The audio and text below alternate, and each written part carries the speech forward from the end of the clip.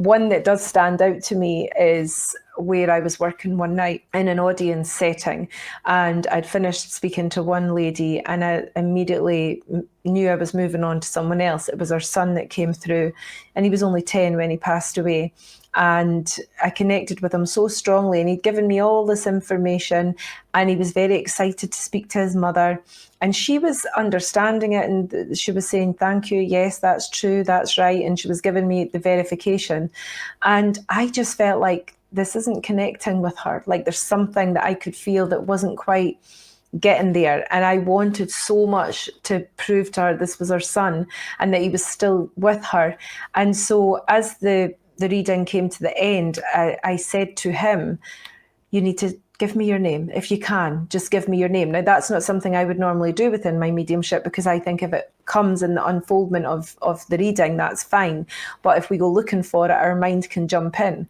But as clear as day, as soon as I asked that question, he told me his name was Kai. And so I went back to her and said, oh, he's told me his name was Kai.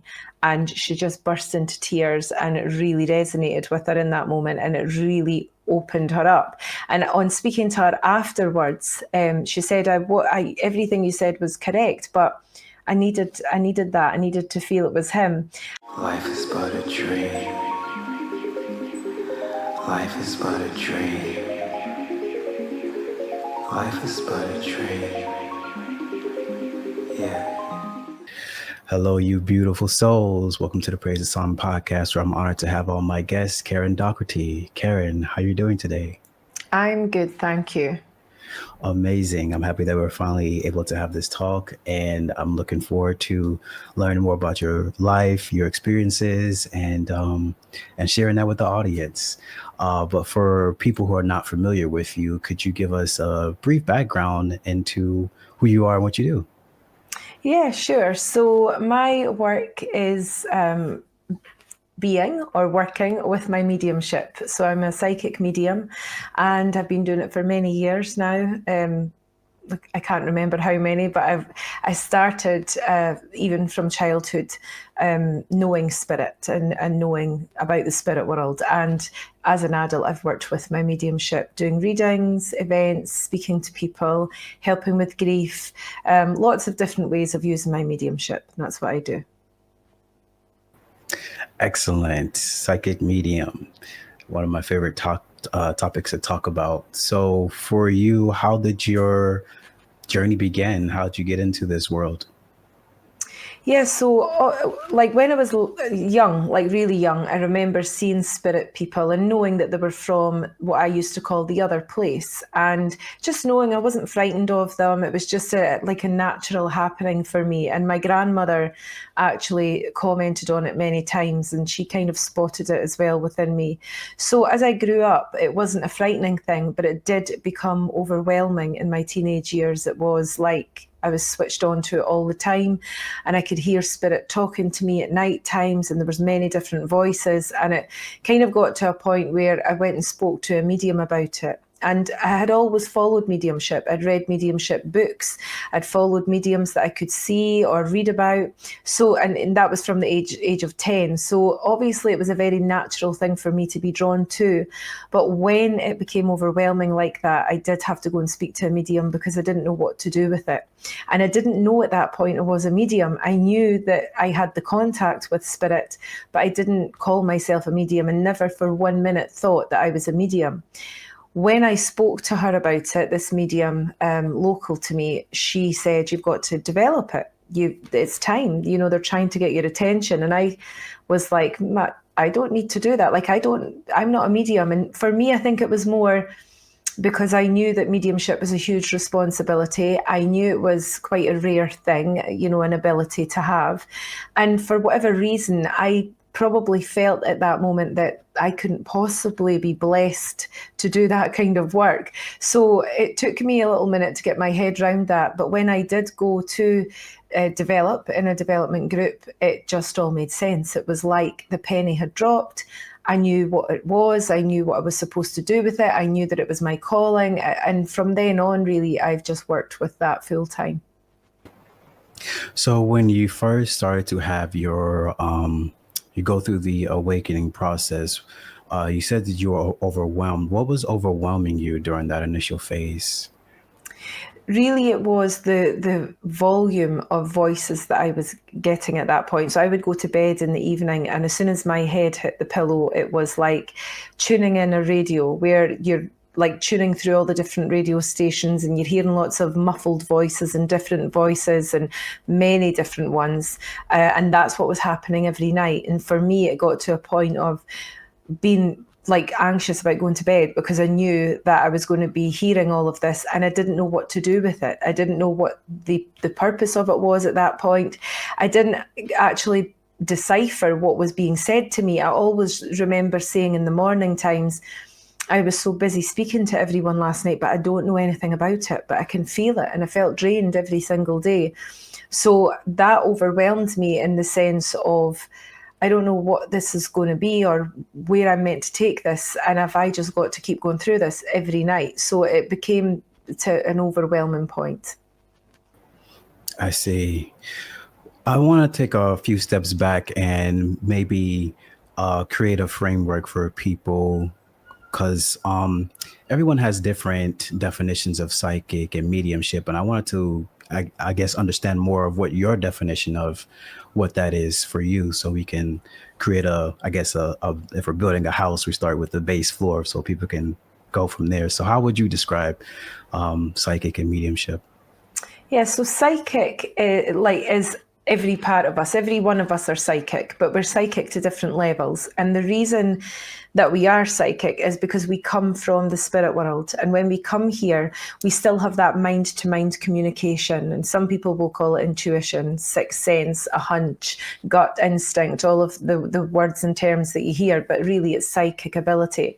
And because we have that inherently, because we are spirit in human form, we can still have a bit of that where we might pick up on energy, pick up on things, maybe just a little bit ahead of time that someone's going to phone, or little bits here and there that we pick up on, and that's your psychic ability. So every one of us have that. But when you are highly developed as a psychic, or your psychic ability is highly developed or natural in a way that you're meant to work with it, basically what it means is I can tune into the person in front of me. I can read them, their life, their energy, everything that surrounds them, everything that pertains to their person. I can tune into that psychically and pick up on everything past, present, and the potential for things to come.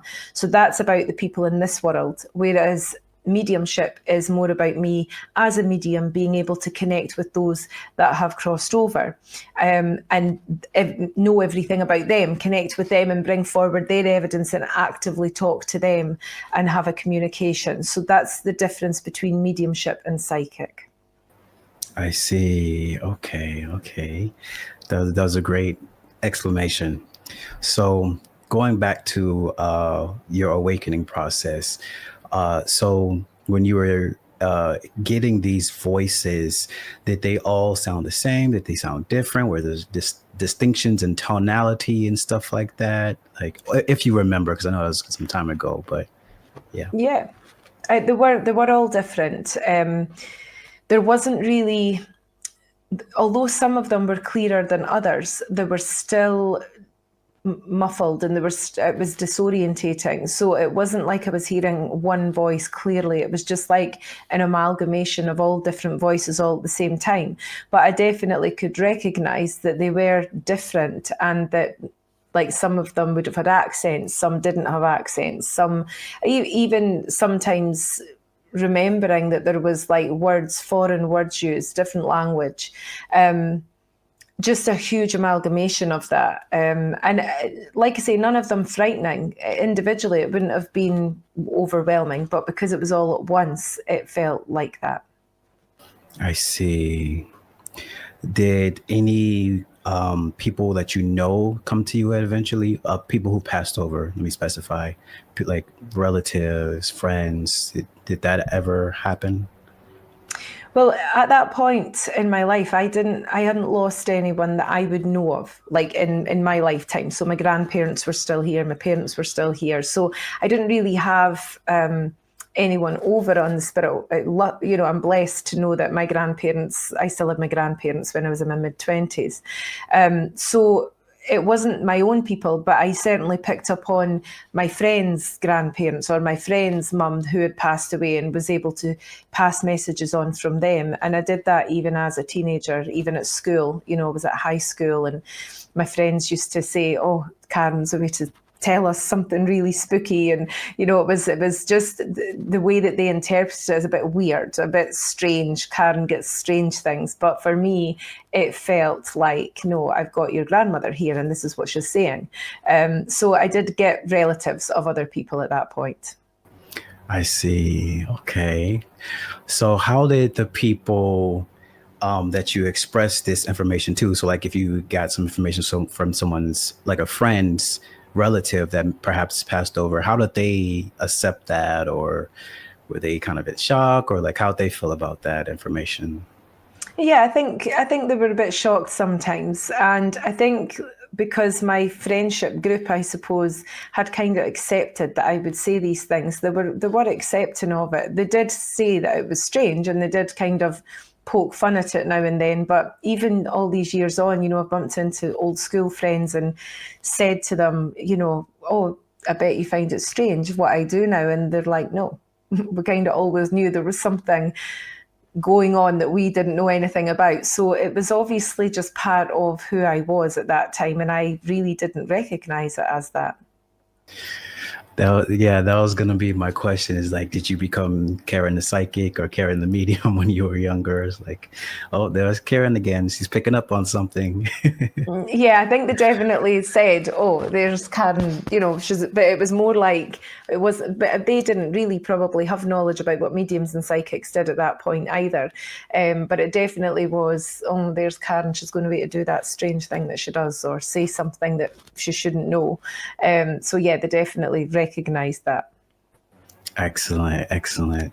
So for people who are like going through this initial phase of that awakening and to that awareness, what would you have for like advice for them? Because I'm trying to like incrementally take my steps up the staircase of like, okay, let's talk about the beginner stuff, and then intermediate and then advanced stuff. But like, let's talk about the beginners. Like, what advice would you have for them?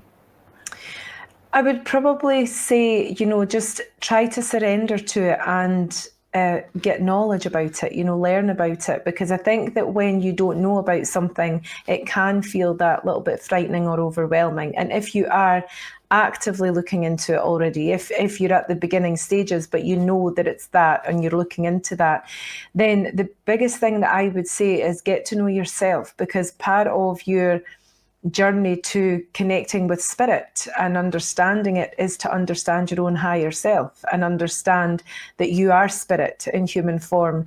And I think until you make that connection with yourself and understand the power of you, I don't know that you can make as strong a connection as you want to. You've got to understand where it comes from, where the link happens and how it happens. So for me, it's definitely about knowledge and learning and understanding at that point. And then, of course, that then goes into meditation and finding that quiet space to kind of find that connection within yourself.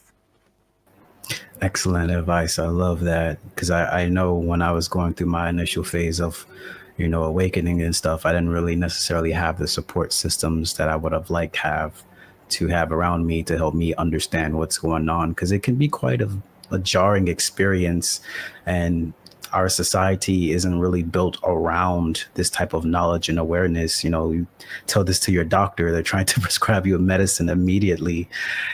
So it's I'm glad that we can create a safe space for people who are going through this awakening process to be nurtured and loved and guided through the process with people who've gone through this already. So that's excellent. So let's talk about a bit more advanced stuff. So for people who are aware of this now, they say, okay, I'm a psychic, I'm a medium, I know, like I have a framework to understand what's happening here.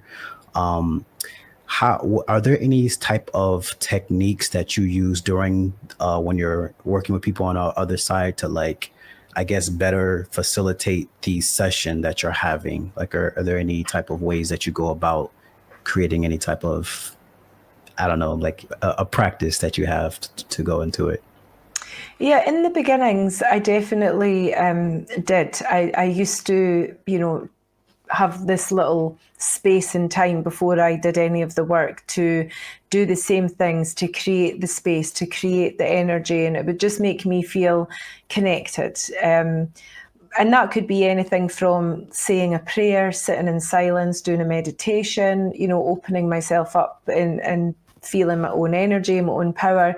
And that was kind of like a little ritual for me before I did any work. But as the years have gone on and it's just developed quite naturally, there isn't any set thing that I do. But when I'm coming to work, if it's a one-to-one sitting, reading, or an event, I kind of speak to spirit all the way up until that point. So I'll be getting on with my day and saying, well, tonight we've got this to do, spirit, let's get together and do the best we can. And I'll kind of just chat away to them. And really that gets me in the headspace of work. And when I then sit down to do the reading for someone, or the event, I've already accepted that I'm there and I'm in that energy. So that's the way I do it. But everyone is different. And I think that if you do have a set thing to do beforehand, it just gives you that connection to the energy. If you repeat something like that, you will feel like, right now I'm ready. So I think it's a good thing to do if you do that and form some sort of connection in your mind first. I think that's good.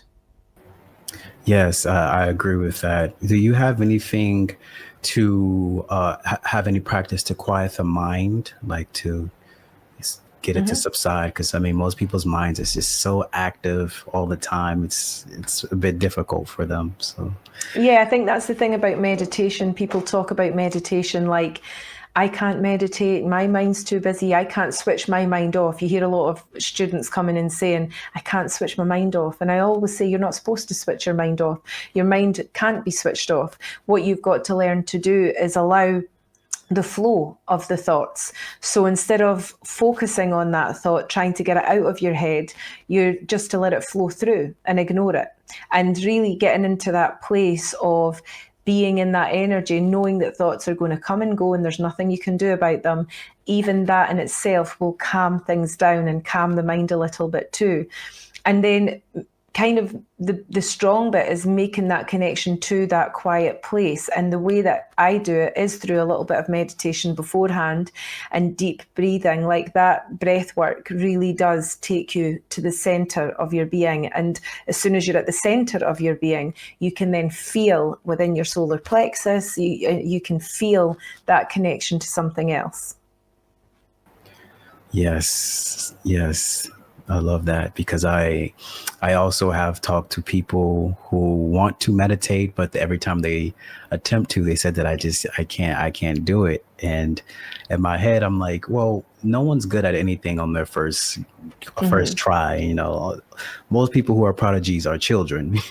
So it's okay if you are trying to like figure out how to meditate and you're saying, oh, this is hard. Well, if you stick with it, it will get easier. I promise you that. Like I'm a retired veteran and I had the worst PTSD. And let me tell you, if I could do it, anybody can do it. Because I couldn't even sit in a dark room by myself because my mind was so in fight or flight mode, like it was in survival mode. So if I can go from that to the complete opposite where I'm calm, I'm tranquil, I can embody that, then I promise you can too. It's just patience, my friends, patience.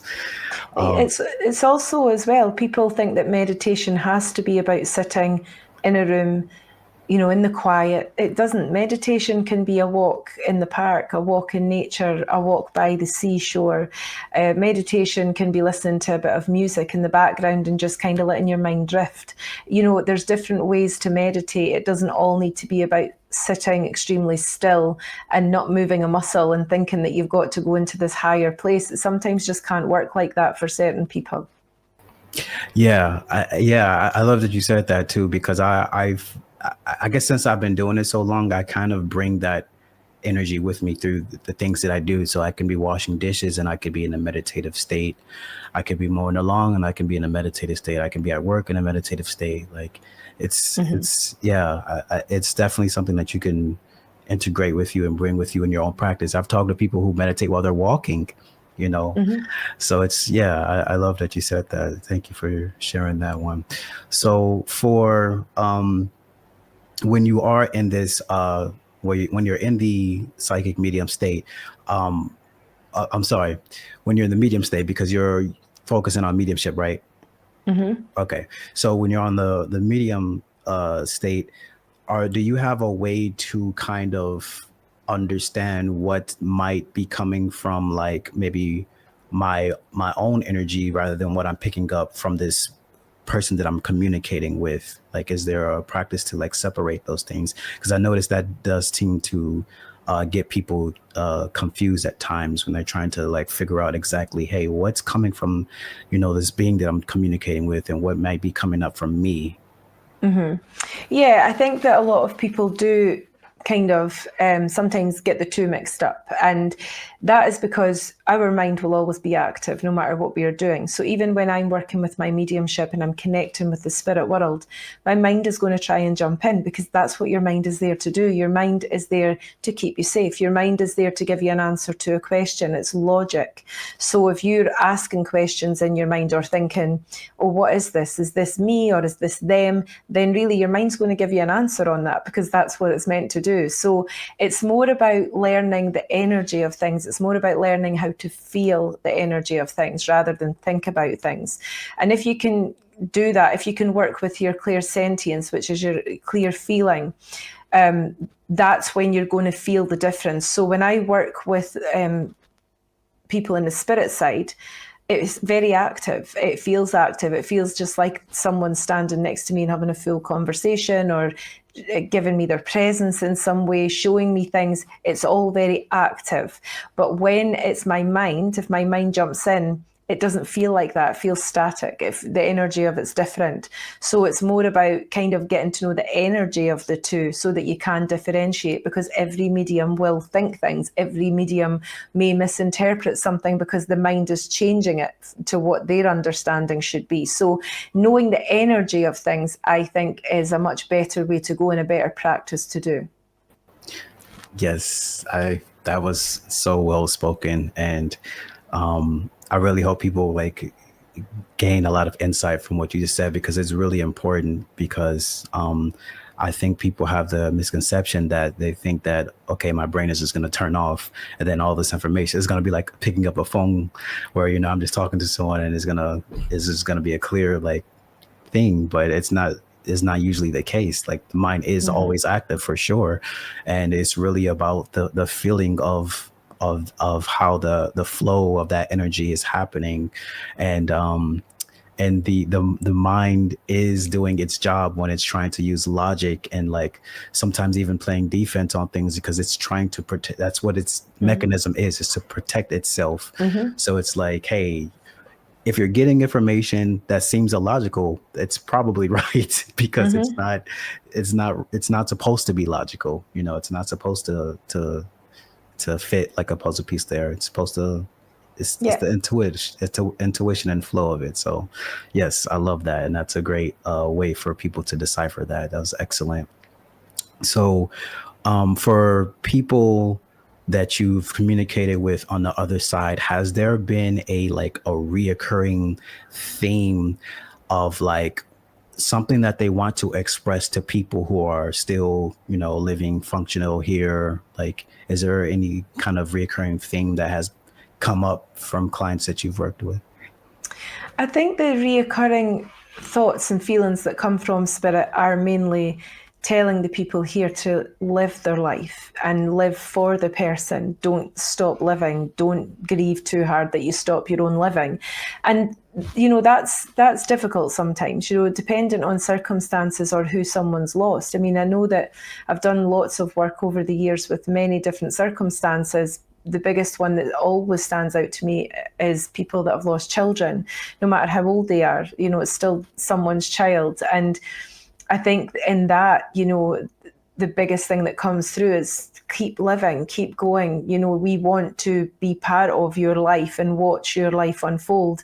And the other thing that comes forward a lot as well is there is no time in the spirit world. So when someone leaves us, the minute they leave us, the minute they leave their physical body, they're in the spirit world. There's no time for them. There's only time for us, because we have 24 hours in a day. The sun comes up, it goes down.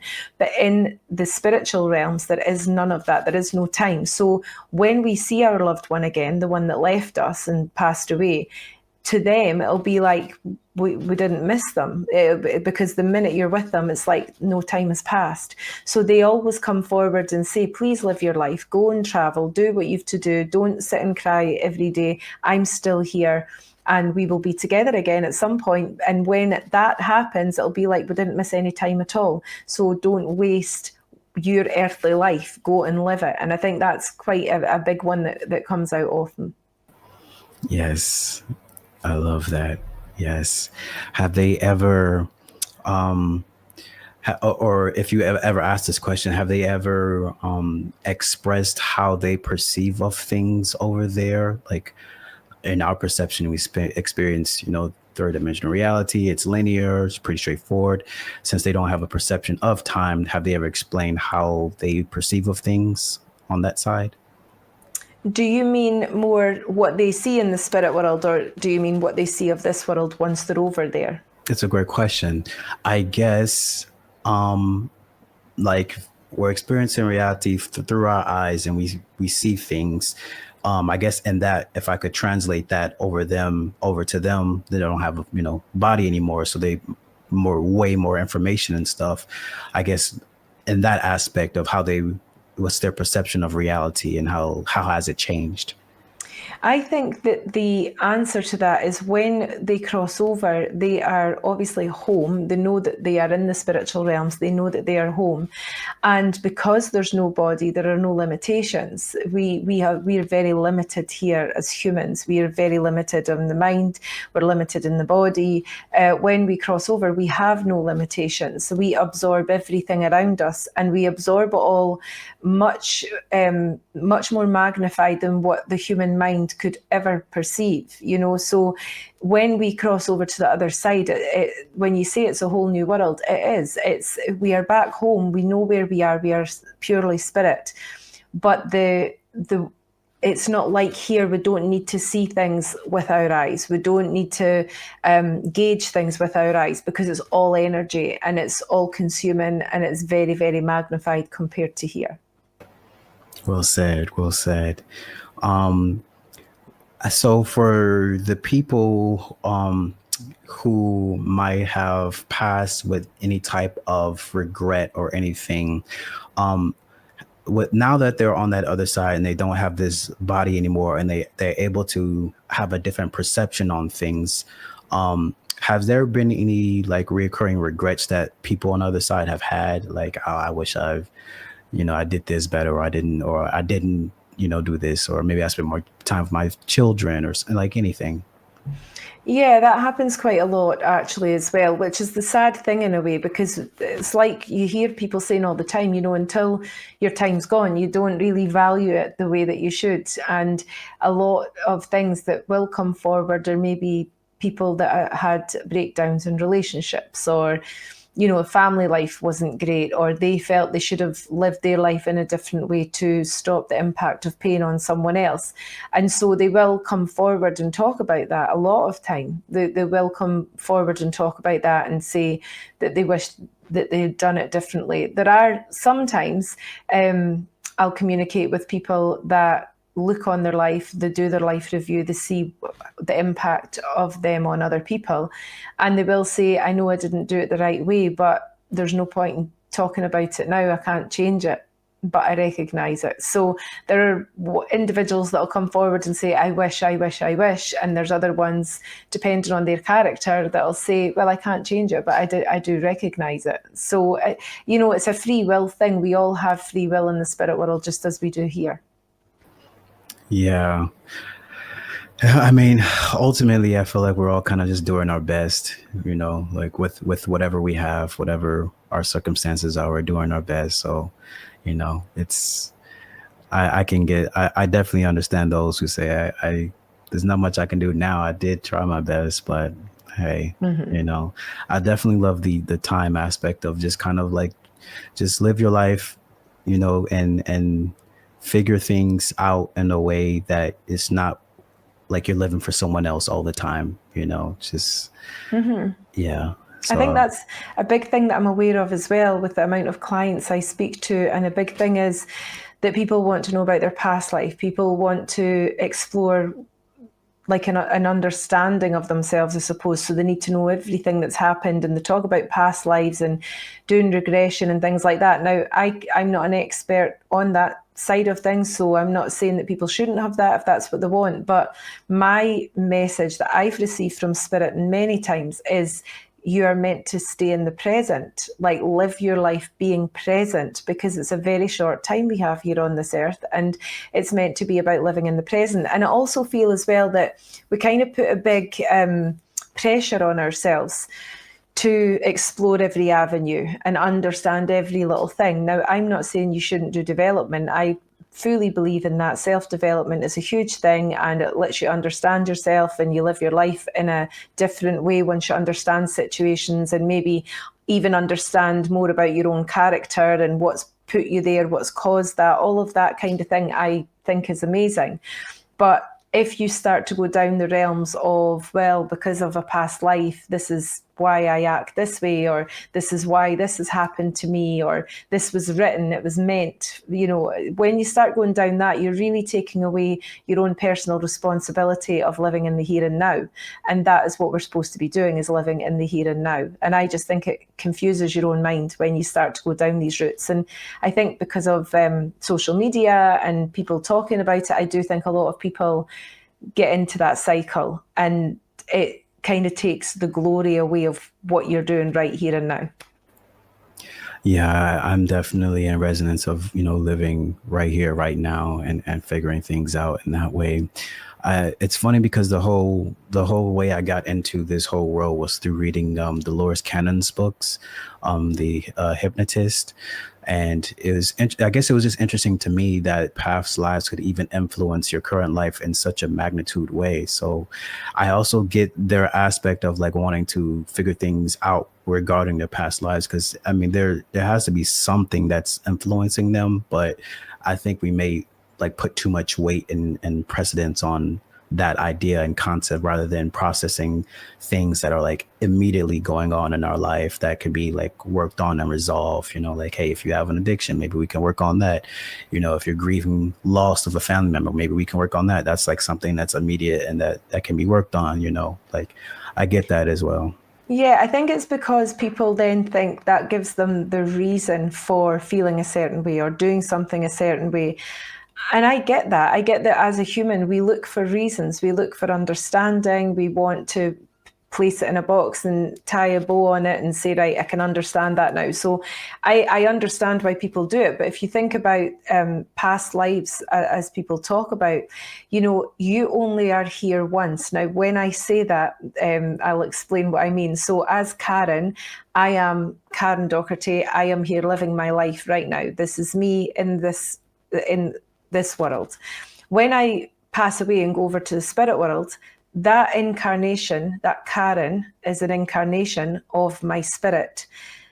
That person, that Karen, can't come back again, but another emanation of my spirit can come back again and go as someone else or a different walk of life. So therefore, when we go home to the spirit world, we go back to our purest form, but there are many different emanations that come from that and can incarnate many times. So therefore, I think that although you can maybe pick up on bits about past lives or connections to past lives, it's not actually you that lived that life. It's just an emanation of your spirit. It's not you, it's not Karen that lived that life, it's the other emanation that incarnated. So although you can say, well, they're connected and this is the reason, they're actually different at the same time. It's quite a vast subject as well to explore.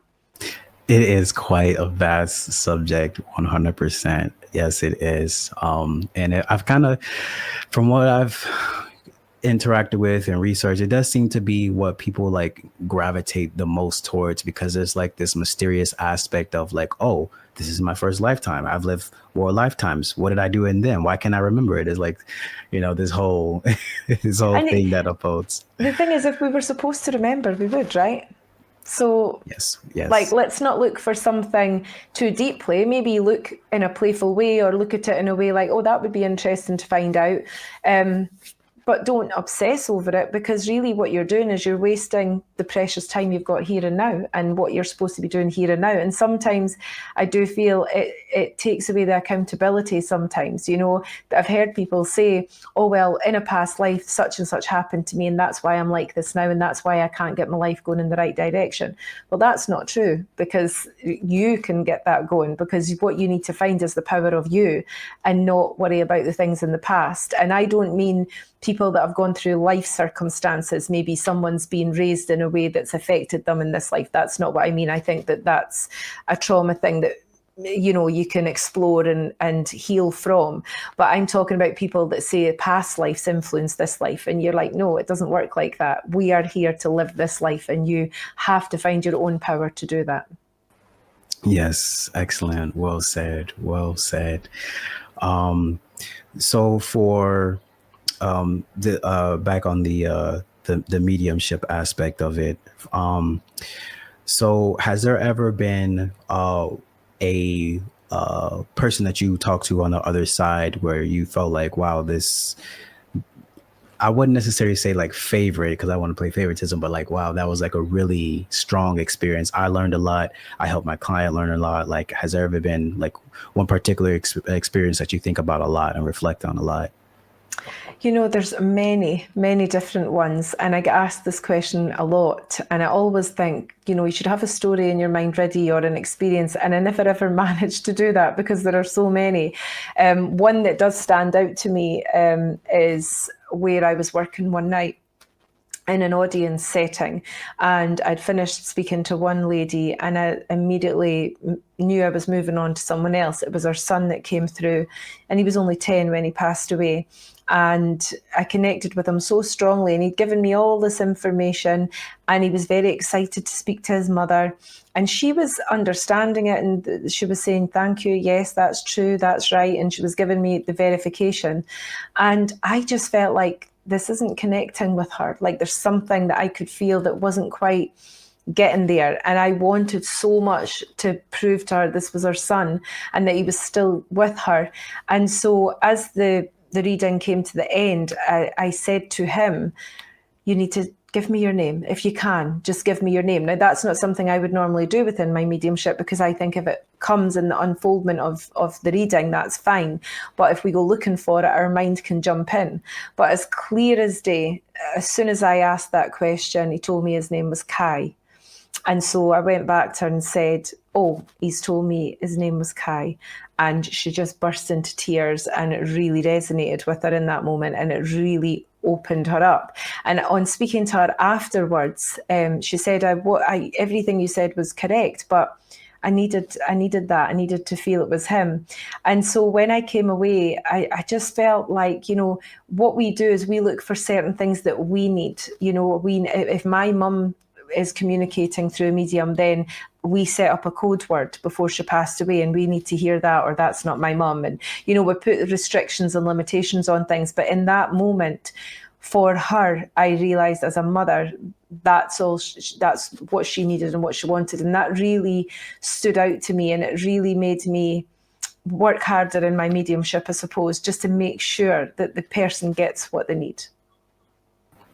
Wow, that was fantastic. And I know that's going to really resonate with a lot of people, because that is 100% true, that our mind do kind of put up these, once again, it gets back to the defensive side of the mind, we want to believe so much, we really want to, but like sometimes there's just so much resistance towards things that are coming towards us, because we think it has to happen in this specific way, otherwise it's not real, when that's just not the case. Like that's just us putting a notion over what is naturally occurring and naturally flowing.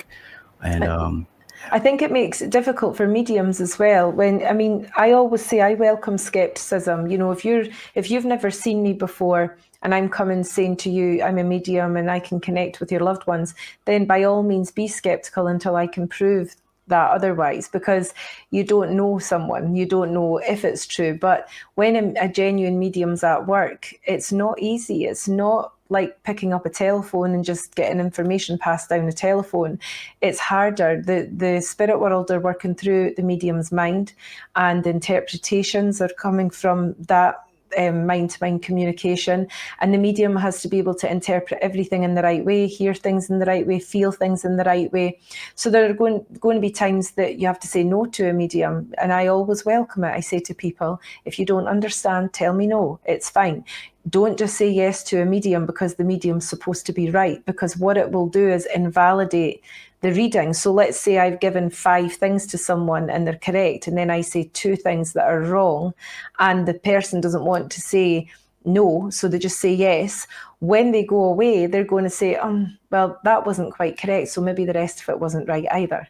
So I always encourage honesty in mediumship and say to people, this is not an exact science. It's hard to communicate, but 99% of the information as a medium that you receive, genuine mediumship, will resonate with the person. And I think that honesty between the client and the medium it's paramount, really, for a good reading. And then if you can do that, other people will hear about that as well. And I think anyway, touch wood, people that have been to me for my mediumship do walk away and say, well, she's genuine and she was honest, and they'll get that feeling from it, and that's what's needed. And only that will stop skepticism on a level. You're always going to have a little bit of it, but I think that if you know the medium's honest, it really does help.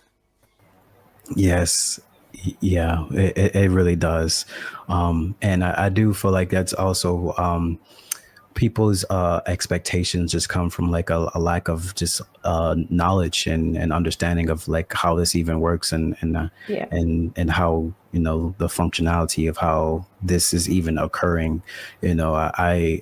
I'm sure when I was younger, I thought being a psychic meant like you knew everything that was going to happen with 100% accuracy. It's just not true. It's not true. And I'm also grateful that since I've interviewed so many people and have been further educated on my end about things, and even with my my other branch of services, because I also do finance and stuff, I've learned that life is very much a probabilistic thing. Like it's a set of probable realities in which life happens, and it's just no one's ever going to be like 100% like I know everything about this whatever is happening. Like something that I've been obsessed with is like trying to figure out the pyramids, because I've read the Law of One, and in the Law of One it was like Ra said that Ra built the pyramids. Well, then there's other people who said, oh well, this is how the pyramids are built. So it's just like like getting to the truth is going to be a pretty hard thing to do. But like,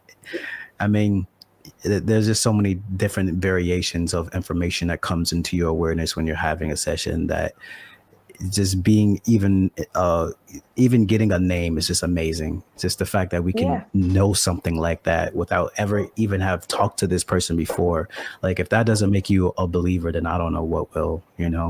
I think you're right. And I think from the medium's point of view, we want to get everything right. We want to give you the correct information so that it does prove, because we know the spirit world exists. We can feel that. So for us, we want to do a good job. And speaking just for myself in this instance, I wouldn't like it if I walked away and felt like it hadn't gone well, or I didn't prove the evidence of spirit. So I always will try my best to make that happen. But if it doesn't happen, I'm honest enough to say to someone, I've not got a strong connection today and I don't know why, but let's try again tomorrow. Because at the end of the day, I know what my link is. I know that spirit are there and I know that we can communicate. But different factors can affect it. Let's say my health wasn't great that day, or something had happened, or there's an emotional worry for me, that can deteriorate the link to spirit, because I'm human too. So I think, again, if people understand that and know what mediumship is and how it all works, then it opens their mind as well. Yes, exactly. And we're doing our part, even talking about it, educating people on how it works, and yeah, we're doing our part. So that's lovely. Yeah. For people who are, and I guess this is kind of like front of mind because of things that are happening in my surroundings, but like for people who are struggling with trusting that the spiritual aspect of things, like the higher self or guides and angels, like the desire to feel supported. Sometimes people go through hardships in life and they just don't feel like there's anyone out there that's guiding them or helping them. Like, how can they, I guess, go through life in a way where they don't necessarily have to give up on that spirituality, that connection towards the other side? Yeah, I think that people do go through that. I think that there's a lot of people that go through that and feel lost and feel like they are on their own. And what I would say to anyone listening is that you never are, actually, that everyone has a spirit team. And even though we maybe can't feel them all the time, and maybe we've not built the link to feeling them, that doesn't mean they're not there. And people talk about mediums having guides and helpers and things, which obviously we do. But and that's why I call it a team, because of different guides at different times. But everyone has that. It's not just mediums that have that. So if someone's listening that is going through that hard time and maybe not feeling like there's a clear direction or a clear path, or doesn't know who is with them, then trust and surrender and just have that faith that spirit are there and they will do their bit. They can't. The spirit world can't live our lives for us. And I think sometimes when people come for readings, they want answers. They want to know what should they do about X, Y, and Z. And I always say, I can't tell you that. I can't influence things. That's not what I'm here to do. I can bring forward guidance. I can bring forward what I receive for you, but I can't make a decision for you. And I'm not allowed to influence. Ethically, can't do that. So I think that is a hard thing when someone's going through that and they're just desperate for an answer. But for anyone listening who feels that they're on their own, you're certainly not. There is always a spirit team. And the best way for you to reach that is to meditate on that, or even say a prayer, your own prayer. It doesn't have to be a religion thing, just your own prayer to put that out there, that you want that connection and you're looking for it. And spirit will answer. They absolutely will.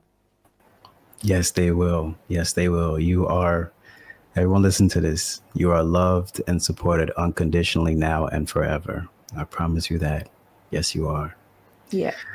So, this kind of just like came into me while you were talking. I wanted to ask you, have you ever interacted with, it doesn't necessarily have to be a psychic or medium, but someone who kind of like knew something about you and you're like, how'd you know that? Like, has that ever happened to you before? Probably not, in a sense that, like, I mean, I've came into touch with plenty of mediums and through my career and work and what I've been doing. So sometimes some of those might say, oh, hang on, I'm picking this up for you. So, but you know that they're mediumistic or psychic. But with that, probably not. And I think that's maybe because I don't have a need for it. Like there's never been a need for me to look for it because I've got it within me. And I think, people talk about mediums, do they ever get readings done? And yes, there's times where an emotional energy is too much for the medium. Like when we go through hard times, like when my mum passed away, it was difficult. Now I knew where my mum was, everything about it. I'd accepted that she was going to pass. everything, and knew where she was in spirit, all of that. But I didn't get like a direct communication to my mum just because I'm a medium. I have to grieve the same way as everyone else. The thing that got me through it was having that faith and knowledge that I know that it exists and I know that she's okay.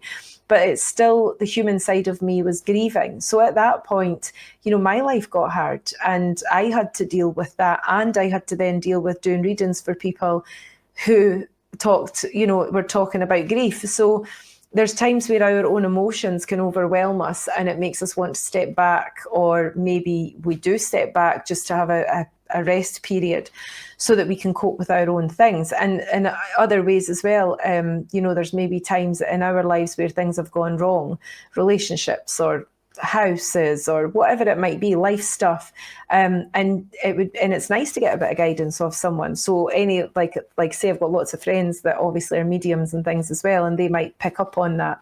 So we still need it now and again, even though we know within ourselves, but we don't genuinely ask for it. Like, I know if I need to know something or I need guidance, I know to sit within the power and get those answers, and I write it all down and journal it, do whatever to help me. Yes, that was well said. That you never quite needed it. It was probably why it didn't actually happen in that way. And a lot of times the things that we need somehow find our way into our life. So there's probably other things that kind of came along. So I want to talk about the future of humanity and the direction that we go in. This is something that I usually ask my guests, how do you feel we're shaping as a society? What's the trajectory that we're going in? If you've ever, I guess, either thought about it, or maybe some information come to your awareness about the possible transitionary period or anything that's happening in the world, where are we headed? Yeah, my feeling on it is, that we are going through something. I definitely feel there is some sort of awakening going on. But in a way as well, I often think this has always happened. We talk about the here and now because we live in the here and now. And so it's happening to this generation and where we're at now. But if you look back over history, there's always been something happening to each generation. There's always been a change or something evolving or something going forward. So I think it's a lifelong thing. And I feel like it happens every so often where there's something massive, but it is happening. And I just feel that where we're going after the chaos, I feel, comes the peace. And so I feel like for the next maybe couple of years, there's still going to be lots of things going on worldwide and chaos and unsettled times. But after that, I feel like it will correct itself again and things will be calm again. Like I say, it's happened over all of the years and years and years, but that's where I feel we're at just now. Yeah, you're right. It's cyclical. All the things that we experience are just kind of things that naturally occur and naturally happen, and then everything's evolutionary process. So we're just going through it right now, but many years ago people also went through it during their time period as well, and it's very much yeah. So I guess I do my best to be optimistic about the process that we're going through. Whenever you're growing in life, it's difficult, it's painful. When you go to the gym, you work out, it's hard, it's painful, but that's the necessary process of getting stronger and more wise and everything else. So it's the changes that we're going through right now. I'm also optimistic that when we get on the other side, we'll look back at it okay, well, that's something that we had to do as a society, because tough things don't get better over time. We got to handle it, so I think also it always goes from one extreme to the other. If you look at anything, it's usually one extreme and then it goes to another extreme, the opposite extreme, and then it will balance itself back in the middle at some point. And although it's frightening and it's, I suppose, easy to say that when maybe you're not in a certain place or in a certain situation that's going on for some people, but really spiritually, when I tune into that and when I've spoken to spirit about that, that's really what I feel. It's it's gone a bit chaotic, the energy is a bit chaotic, but it will balance out in the long run.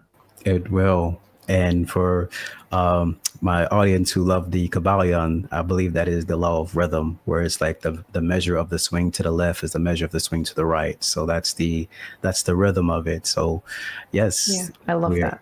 yes. So we are going through a transitory period, at least from what I've seen. Like the amount of people that are like into spirituality it's just been like a really big boom. Like people who I've never even thought would be into this stuff. They're like, "Oh, do you know Bashar and stuff like that?" I'm like, "How do you know Bashar?" It's just like so many different, people who are like coming into this awareness of like this space and this energy. So I'm like, man, there must be something going on within the collective conscious that people need to start to wake up. And I think it's self-evident that it's happening, like that people they are becoming more aware, and there's Yeah. more to life, and the things that they've been conditioned to believe are starting to crumble in front of them, and they're like, well, what's real, what's life, and they start to validate their individual experiences as well. I've talked to so many people who've had things that they can't explain happen to them, but they kind of just stuffed it in the closet because it doesn't conform to what society believes, or perhaps their parents believe, and stuff like that. So this is the time of the sovereign, like the sovereign soul. Like it's your time, everyone. Like Yeah. you are free, you are supported, and it's time to reclaim your power. So I yes, completely agree. yes, I love that. Is there anything in particular that you also want to express to the audience, that maybe we didn't touch on, or anything like that? I probably would love people to realize how powerful they are, and you don't have to be a medium to do that. Like, you've got your connection to your higher self. We are all spirit in human form. So you have your connection to your higher self. It's just trying to find that and trying to make your connection. And one size doesn't fit all. You're going to have your own unique way of doing things and your own unique way of making that connection. And I would urge anybody to try, just try. It gets you through your days that little bit easier. It shows you a different lens to look through. One thing that I say to my students all the time is, you're coming to me for mediumship development and psychic development, but what you're going to get out of it is personal development, and you're going to see the world very differently. And when you're awake, you're awake. You cannot go back to sleep. So remember what you're asking for, because I think once you start to view things through that lens, it changes everything. It can change friendships, it can change relationships, it can change what you've tolerated before, that situations that you maybe found yourself in that you no longer tolerate. It can make so many significant changes, but so worthwhile doing personal development. And if you are mediumistic, psychic, and you want to develop that, then you first have to know you. That has to come first. So I would just urge anyone listening to this today that it's helped them or resonated with them. Find the power of you, and life will be different. Yes, that is what we're all about here, is empowering the audience, and supporting them, and getting them to understand, like, hey, yes, you are a free and sovereign soul, and the time period where we're giving away all of our power that's coming to an end, and you have all the strength and necessary power within you that you need to, take on whatever that you're going through in life, So I love empowering people, and I'm very happy that you expressed that as well, because I can't get enough of empowerment. It's just like I love that. So these are the last few questions I ask all of my guests. What does love mean to you, or how would you describe it? Love, I always say, is always a feeling, and that seems like an obvious thing to say, but what I mean by that is anything to do with love comes from the soul. So logic brings you a different thing. That tells you things, it gives you direction and all the rest of it. That comes from the mind. But love is of the soul, and you can only feel that if you really truly are open to it. You can only feel it. And for me, it's a self-love. It's a all-encompassing love. And I don't mean, oh, you've just got to go out and love everyone, because sometimes that's not an easy thing to do as a human. But what I mean is, if you really feel love within yourself, then you will connect with others through that as well. So love for me is the very center of your soul. That's what I say. Yes, I do love. I do love to talk about love with what I would feel is like more left brain people, because it's such a right brain thing. Like love, the entire concept of it and stuff. It's really hard to like understand and like analyze and use logic with, because it's a feeling. It's, so yeah, I love that. Um, and what does the sun represent to you? Symbolically, the sun represents to me light, and in that light, it means upliftment, and it means rising above things as well, and it means a new day, and it means a new start, new pathways, everything new. When the sun rises, it's a new day, and that's what it represents to me. Just keep letting that sun rise, and be part of it. Again, coming from feeling. When I talk about anything like this, it's about connecting through feeling and not words. Words are words, but unless you feel them, it's not going to make a difference. So sun for me is symbolic of rising up, a new day, a new path, being strong, shining in your own power. Shining in your own power. So I love it. Yes, shining in your own power. And everyone always have their own different interpretation and connection with the sun. And it's always lovely to hear it. So I have to ask, because it's the Praise the Sun podcast. So I know people will be like, hey, you didn't ask about the sun. So I got to do my part. But yes, where can people like reach out to you, find more about what you do? Where can people find you at? So my website is KarenDocherty.com. So it's Docherty, KarenDocherty.com. And everything's on there. Podcasts are on there. Information about my work, about my mentorships, teaching, readings, everything's on there. Excellent. I will be putting Karen's information in the description box below if you want to reach out to her. Thank you so much for your time, Karen. Is there any last words or anything? Just remember to be you. You're here for a reason, and you're here to walk within your own power. Stay strong within your own power, even when life knocks you down, because it does. But get yourself back up, because you've got a higher self there that's cheering you on, and never forget that. Yes. I couldn't have said it better myself. Thank you so much, Karen, for your time. Thank you all for listening. Praise the sun. I will see you in the next one. Take care.